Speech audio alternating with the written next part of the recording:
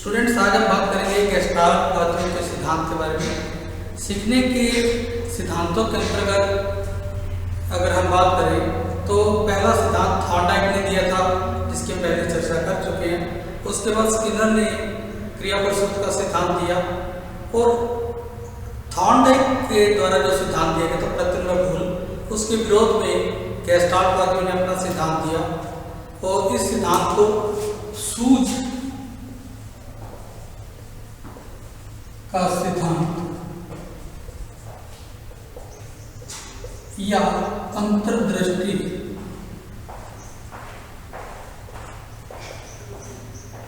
का सिद्धांत कहा जाता है। गेस्टाल्टवादियों में जो मुख्य प्रतिपादक थे वो कोहलर, काफ्का और वर्दाइमर थे। कोहलर और काफ्का और वर्दाइमर ने इसके ऊपर एक अध्ययन किया तो उन्होंने सीखने के जो नियम बताए, वो सबसे पहला था संरचनात्मक,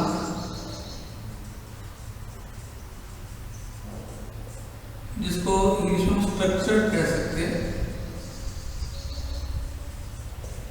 अर्थात सीखने में सबसे पहली बात ये होती है कि वो संरचनात्मक होता है, होल के रूप में उसको देखा जा सकता है, समग्र रूप से उसको तभी समझा जाएगा, सीखने का तभी उसका सही ढंग से सीख पाएगा अगर उसमें समग्र रूप से उसको संरचनात्मक रूप से उसको समझ पाएगा।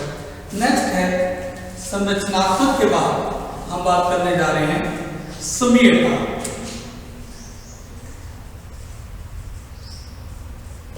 या जिसको प्रोक्सिमिटी कहा जाता है। तो इस सीखने के नियम के अंतर्गत दूसरा नियम है प्रोक्सिमिटी या समीयता, अर्थात एक ही रूप के, रंग के, आकार के वस्तुओं को संरचनात्मक रूप से हम उसको समझ सकते हैं।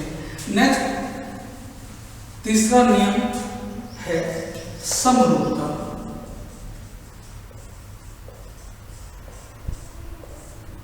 अर्थात उसको समरूप से अगर बच्चे को समझाया जाए, एक चीज के बाद दूसरी चीज दिखाई जाए समरूपता वाली, तो उसको अच्छे से सिखाया जा सकता है। नेक्स्ट इसके बाद आता है समीपता,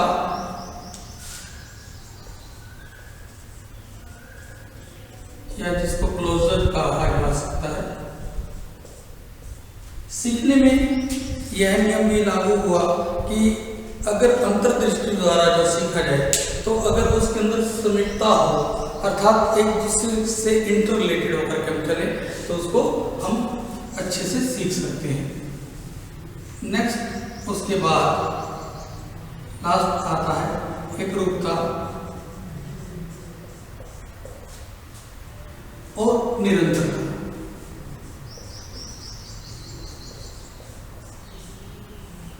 सीखने में एकरूपता व निरंतरता का होना भी आवश्यक है। निरंतरता के द्वारा जो भी सीखा गया है वो निरंतर चलता रहे, उसको निरंतरता में अगर हम सीखते रहे तो वो सीखना उसका प्रभावी हो सकता है। तो अंतर्दृष्टि के सिद्धांत के अनुसार जो सिखाने वाले नियम हैं वो सबसे पहले हमने जो बात की वो संरचनात्मक, समीयता, समरूपता या समीपता, और उसके बाद हमने बात की निरंतरता की। अब कोहलर ने इसके लिए एक प्रयोग किया कि अंतर्दृष्टि का सिद्धांत किस प्रकार से हम विकसित कर सकते हैं, किस प्रकार से अंतर्दृष्टि द्वारा या सूझ द्वारा एक विद्यार्थी या एक प्राणी सीख सकता है। तो कोहलर ने उन्होंने एक चिंपैंजी पाला हुआ था जिसका नाम था सुल्तान। तो सुल्तान के ऊपर उन्होंने प्रयोग किए।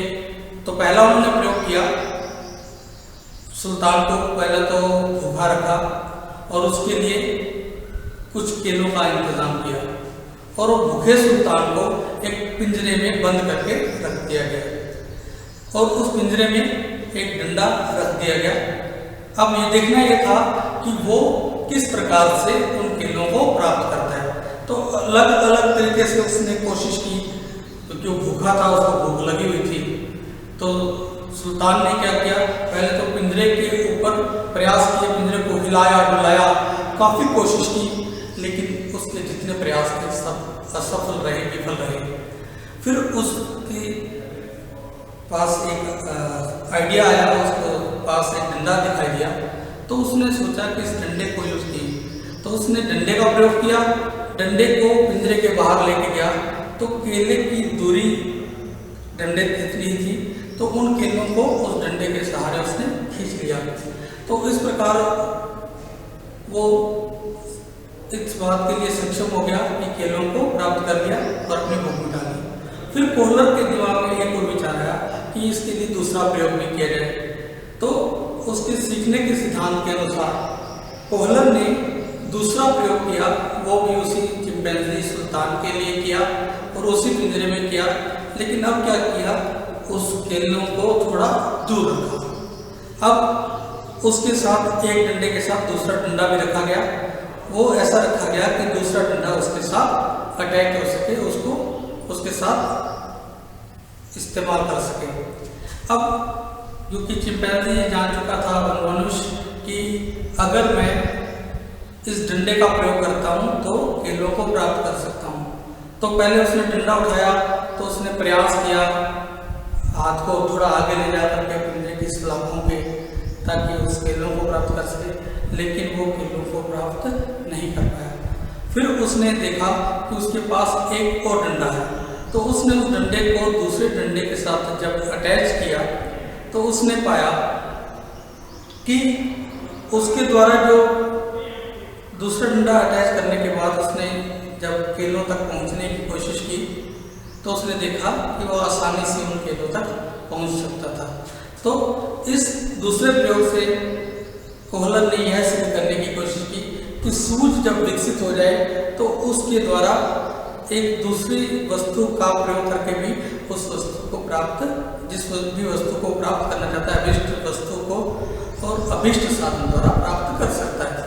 फिर उन्होंने एक प्रयोग और किया, तीसरा प्रयोग किया। कोहलर ने क्या किया कि छत पे केलों को टांग दिया और एक बक्सा वहां पर रख दिया। वही सुल्तान चिंपैंजी को वापस से भूखा रखा गया। अब वो भूखे चिंपैंजी ने कोशिश की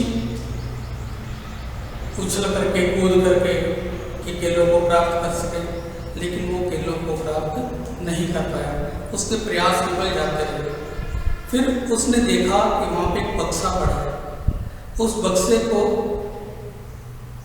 केलों, जहाँ केले पड़े थे, बांधे हुए थे, उसके बिल्कुल सामने रख करके, तो उसने उसके ऊपर चढ़ करके उन केलों को प्राप्त करने का प्रयास किया और आसानी से उन केलों को प्राप्त कर लिया।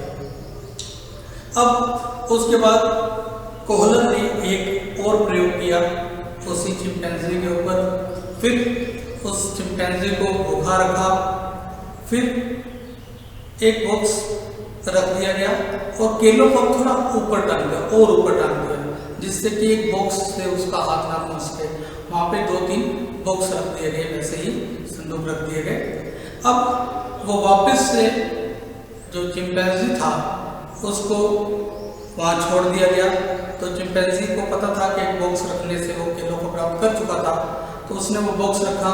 तो अब देखा, अरे ये तो इस प्रकार से इन केलों को प्राप्त नहीं कर पा रहा हूँ। काफ़ी कोशिश की, उछल कूद की उस बॉक्स के ऊपर चढ़ करके, लेकिन वो केलों को प्राप्त नहीं कर पाया, क्योंकि अब जो केले था उनको ऊपर बांधा हुआ था।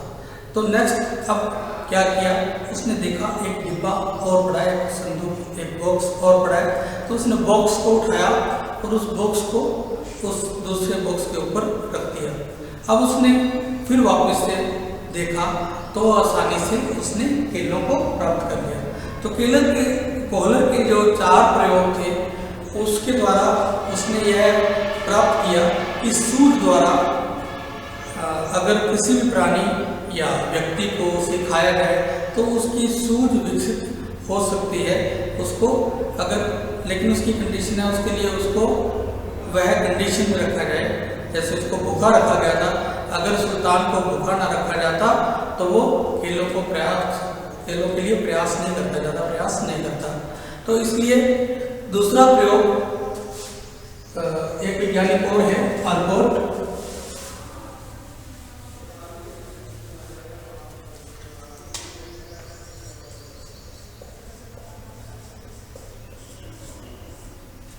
ऑलपोर्ट ने भी एक प्रयोग करके देखा।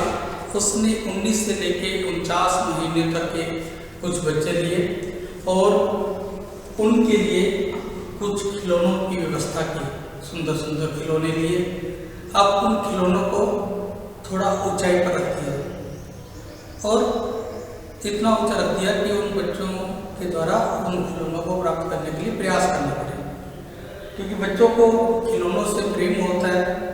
इसलिए वो बच्चे जो थे उन खिलौनों को प्राप्त करने के लिए प्रयास करने लगे और कुछ साधनों की व्यवस्था भी कर दी गई जिससे कि वो उन खिलौनों को बच्चे प्राप्त कर सके। उन्होंने पहले प्रयास किए, कोशिश की उछल कूद करके खिलौनों को प्राप्त करने की, लेकिन नहीं कर पाए। जब उन्होंने वो साधन इस्तेमाल किए जो अलग अलग वस्तुएं रखी हुई थी जिससे वो प्राप्त कर सकते थे, कहीं डंडा रख दिया, कहीं बॉक्स रख दिया, किसी बच्चे ने बॉक्स का इस्तेमाल किया, किसी ने डंडे का इस्तेमाल किया, तो अलग अलग प्रकार से उन बच्चों ने वो वस्तुएं या खिलौने प्राप्त कर लिए। तो अगर हम इन प्रयोगों के आधार पर देखें तो बालकों या प्राणी द्वारा जो सीखना है वो सूर्य द्वारा जो भी उसके द्वारा सीखा जाता है वो निरंतर उसको एक प्रयास मिल जाता है और उसके द्वारा सीखना स्थायी हो जाता है। और उसका जो सीखना है वो स्थायी तभी हो पाएगा जब उसकी सूझ विकसित हो जाएगी। तो इस प्रकार अलग अलग सिद्धांतों की अगर हम बात करें तो इस गेस्टाल्टवादियों ने जो सिद्धांत दिया, इनका सिद्धांत था कि जो भी विद्यार्थी या बालक या प्राणी है अगर कोई सीखना चाहता है तो उसमें अगर सूझ विकसित की जाए तो आसानी से उसको विकसित किया जा सकता है और आसानी से उसको समझा जा सकता है। मैंने इसको क्लोज करना।